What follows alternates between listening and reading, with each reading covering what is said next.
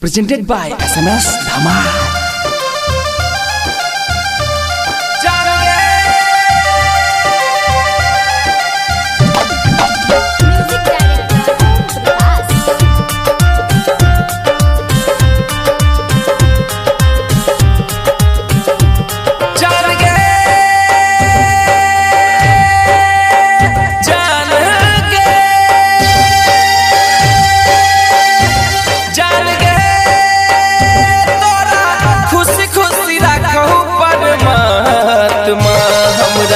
मरलो पत्थर पैछे आत्मा जान गे तोरा खुशी खुशी राखहु परमात्मा हमरा मरलो पत्थर पैछे आत्मा तोरा सा उम्मीद छलै रहै के जिद छलै फांसी पर हमरा झुलैले तोरा सा उम्मीद छलै रहै के जिद छलै फांसी पर हमरा झुलैले जान गे जान गे जान गे जान गे Presented by SMS Dhama.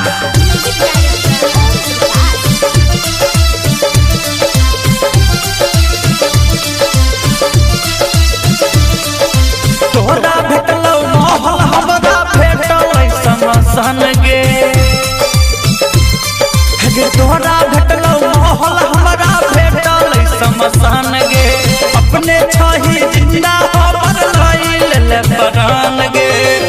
अपने छही जिंदा हमर लैले प्राण गे मरल पड़ल रहियो चचरी पर धरल रहियो मुहबो तू देखहु न अइले मरल पड़ल रहियो चचरी पर धरल रहियो मुहबो तू देखहु न अइले जान गे जान गे जान गे जान गे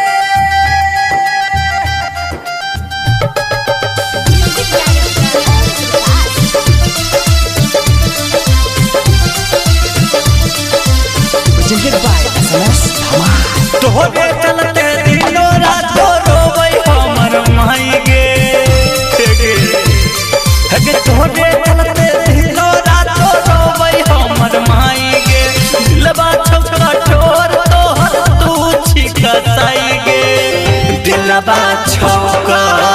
ठोर तोहर तू छही का साई गे दोस्त यार खोजे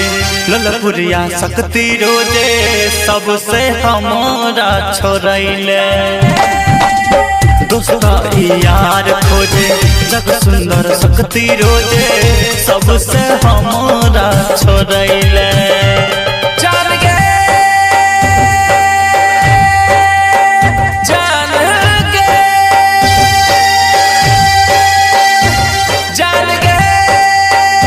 तोरा खुशी खुशी राखहु परमात्मा हमरा मरलो पत्थर पैछे आत्मा जान गे तोरा खुशी खुशी राखहु परमात्मा हमरा मरलो पत्थर पैछे आत्मा तोरा सा उम्मीद छलै रहै के जिद छलै